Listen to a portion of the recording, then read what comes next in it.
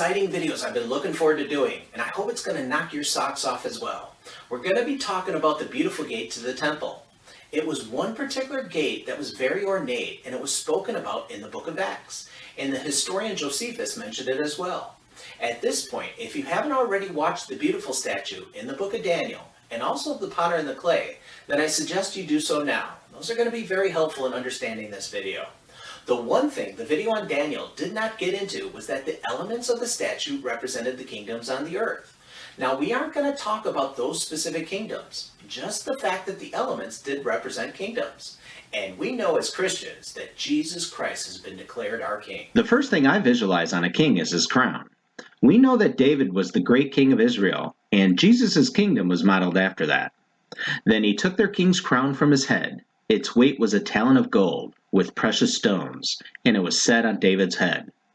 Now, if Jesus' kingdom was the fulfillment of the Davidic kingdom, then we should be able to find something where Jesus would have a crown as well. Then I looked, and behold, a white cloud, and on the cloud sat one like the Son of Man, having on his head a golden crown.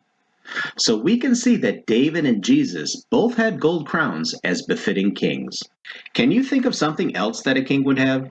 But to the Son he says, "Your throne, O God, is forever and ever. A scepter of righteousness is the scepter of your kingdom." Yep, a king would have a scepter. Is there anything about Jesus holding a scepter? He was clothed with a robe dipped in blood, and his name is called the Word of God.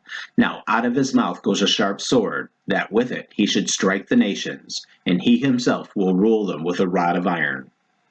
Jesus has a rod of iron righteousness as a scepter. Now we have two of the elements of Daniel's statue that directly connect to Jesus as king. But did you notice that we skipped a couple of the elements?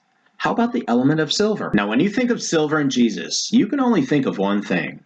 Then one of the 12, called Judas Iscariot, went to the chief priest and said, "What are you willing to give me if I deliver him to you?" And they counted out to him 30 pieces of silver. We know that Jesus had to pay the price, not only symbolically in his life, but also in silver to redeem humanity. There's going to be a video coming out discussing the significance of the 30 pieces of silver coming. But let's get back to the elements in this video. Now, one thing most people don't know was that the price of Jesus' portrayal was prophesied 500 years before his life. "And I took my staff beauty and cut it in two, that I might break the covenant which I had made with all the peoples. So it was broken on that day. Thus the poor of the flock who were watching me knew that it was the word of the Lord. Then I said to them, if it is agreeable to you, give me my wages, and if not, refrain. So they weighed out for my wages 30 pieces of silver." They knew it was the word of the Lord, and the wages were 30 pieces of silver. And those wages are a direct connection to the price that Jesus paid to be on the cross. Those last two elements of iron and silver have something else in common.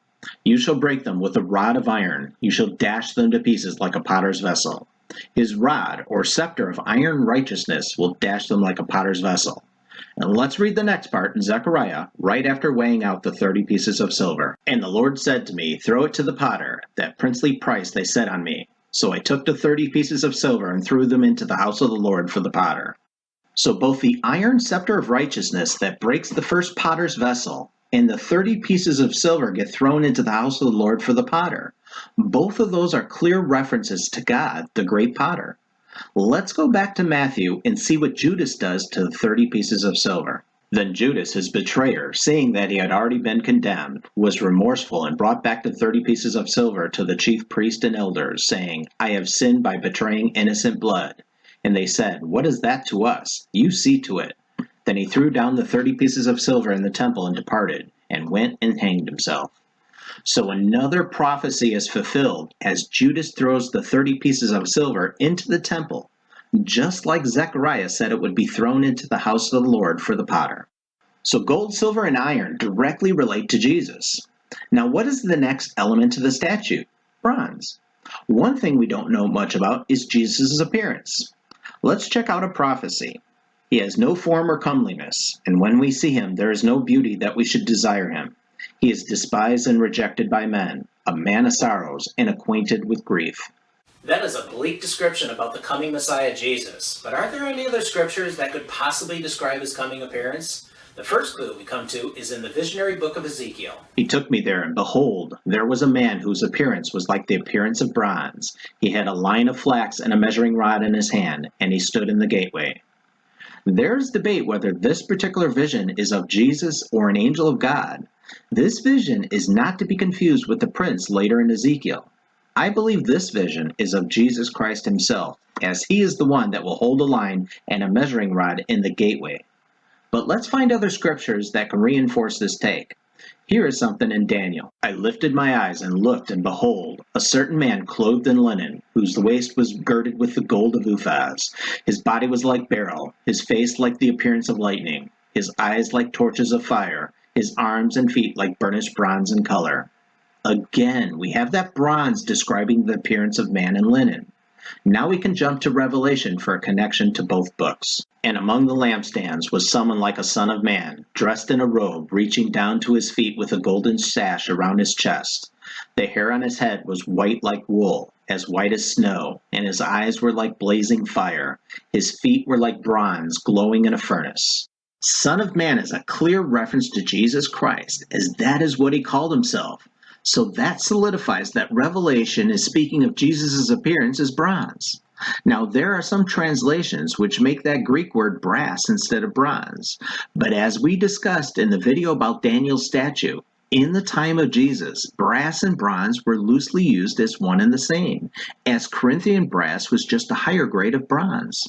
So Jesus' feet being described as bronze matches the description in Daniel about his feet being bronze. And that also reinforces the view that Ezekiel was seeing a vision of Christ in chapter 40 when he had described his appearance as bronze. So we can say that the scriptures were generally describing the appearance of Jesus as bronze, and that means that gold, silver, bronze, and iron are all elements that describe and pertain to Jesus Christ. Now, if we continue to follow the statue, we have one last element to go: clay. Remember the last video about the potter and the clay, and how all humans are literally clay in the hands of God? Then baptized Christians become the second vessel of clay. Now, Jesus Christ was fully 100% human, and he was baptized too. Then you could say he would also be that second vessel of clay, which connects all the elements of the statue to Jesus. This is good, but this doesn't end there. We're going to get into something now, which is just going to blow your mind and prove these connections. In the video of Daniel, with the comparison of the statue and the lame man being healed, the key connection between both of those were the stone that smashed the statue at its feet, and Peter the stone strengthening the lame man at his feet. Well, this one's going to go to the feet of Jesus as well. Get ready, this is awesome. We know if we look at the last element of the statue in Daniel, we see its feet made partly of iron and partly of clay. Well, if Jesus Christ was fully human, or clay like we mentioned, when he was crucified and then they nailed his feet onto the cross with iron nails, his feet would be partly of iron and partly of clay. Wow, just wow. If God had a microphone, he would have dropped it here. The way his story connects is just sublime, but we aren't even done yet. We can see how the elements of the statue directly relate to Jesus Christ as King. But how does the story of the lame man being healed by Peter connect to Jesus as well? Well, the story of the lame man being healed is in the location. He was laid daily at the gate called Beautiful. It was a very particular and ornate gate that was described by the Jewish historian Josephus. That particular gate had these elements from the statue. Note that the Beautiful gate did not have gold or silver on it. Those elements were on the other gates to the temple, which adds so much more depth to when Peter said he had no silver or gold, kind of like he was also describing the Beautiful gate when he stood in front of it. Let's see how Jesus fits into this now. If Jesus was supposed to have a gold crown as king in heaven, then what kind of crown did he wear at the end? A crown of thorns, not a gold crown. No gold, just like Peter said, and how that element was missing on the Beautiful gate. And what about the silver that was the price of his betrayal? We have to read how the story of Judas plays out after he threw the silver into God's temple. But the chief priest took the silver pieces and said, "It is not lawful to put them into the treasury, because they are the price of blood." And they consulted together and bought with him the potter's field. He threw the silver back into God's temple. But the chief priest could not keep that silver in the treasury and bought a field that was named Potter's Field. The silver was not kept. Again, no silver. Just like the beautiful gate itself was missing those elements, and as Peter said, silver and gold I do not have, Jesus also did not have gold or silver at his death. But he did have the other elements, bronze, iron, and clay. We can go deeper with the clay now. Remember that Jesus was fully human, so he would be clay too. Now take that knowledge paired with the beautiful gate. That gate was made by a clay mold. Now you could even say that Jesus was the ultimate clay mold, the image of God for all of us to be molded into. Let's go a step further. The beautiful gate was made by pouring molten bronze inside of a clay mold to make the design on the gate. Now we take that knowledge that Jesus' appearance was described as bronze and add in the fact that he was also a clay mold, then just like the beautiful gate, Jesus' bronze appearance was inside of a clay mold. An unbelievable connection. So you can see that the elements of that specific beautiful gate also describe Jesus Christ at his death. And let's go even deeper. When Peter healed the lame man in front of the beautiful gate, they walked and rejoiced into a very specific place. Now, as the lame man who was healed held on to Peter and John, all the people ran together to them in the porch, which is called Solomon's, greatly amazed. After the healing, Peter and the lame man walked past the beautiful gate and to Solomon's porch. And there's a story about Jesus we have to connect here. But he who enters by the door is the shepherd of the sheep. Then Jesus said to them again, "Most assuredly, I say to you, I am the door of the sheep. If anyone enters by me, he will be saved, and will go in and out and find pasture." Now it was the feast of dedication in Jerusalem, and it was winter, and Jesus walked in the temple in Solomon's porch. So get this, the lame man is healed and walks past the beautiful gate and into the temple at Solomon's porch. The exact same place, Solomon's porch, where Jesus Christ said he was the door to his sheep. Bingo! And once again, God is connecting everything. Now we're going to end with the last one, which will bring this connection to a sharper focus and another level. There is one more element to the beautiful gate that we haven't discussed, which is the most obvious.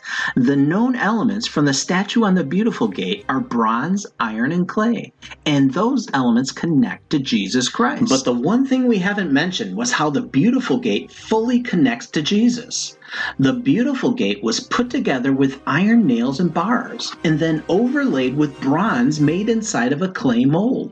And we've connected how all those elements point towards Jesus Christ, his bronze appearance in a clay mold nailed with iron nails. It's right there, plainly in front of us. The beautiful gate was overlaid onto wood, and Jesus Christ was crucified on the cross onto wood. Wow, again. So when he dies, all those common elements connect to Jesus Christ on the cross, being the new beautiful gate to heaven. Amazing. Aren't you just in awe of God's perfect story? These transcendental connections prove that only God can be behind all this. He is definitely real, and the Bible is the truth. And like Peter called Jesus the author of life, he is telling a beautiful story. Please like, share, and subscribe, and turn on those notifications so I can continue to connect the Word of God. God bless.